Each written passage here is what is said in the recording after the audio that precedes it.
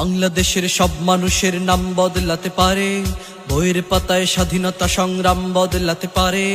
বঙ্গোপসাগরের পানি সব যেতে পারে শুকিয়েও, গোটা রাজধানী কেড়ে নিতে পারে বুড়ি গঙ্গার ঢেউ।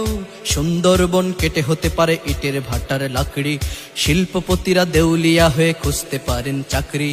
চোর গুন্ডারা পেয়ে যেতে পারে মন্ত্রীর মর্যাদা, আইনের ফাঁকে কালো টাকা সব হয়ে যেতে পারে সাদা। অনেকেই বলে এই দেশ নাকি হুজুগ জাতির দেশ, দফায় দফায় বদলায় এর রং ঢং পরিবেশ। তাই বলে ইসলাম এদেশে হুজুগে হবে না শেষ, হুজুগে হবে না শেষ। ইসলাম এদেশের পরতে পরতে জনপদে ঘরে ঘরে, ইসলাম এদেশের 90% মানুষের অন্তরে।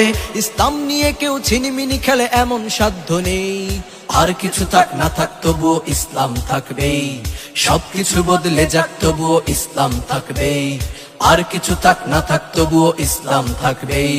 সবকিছু বদলে যাক তবুও ইসলাম থাকবেই।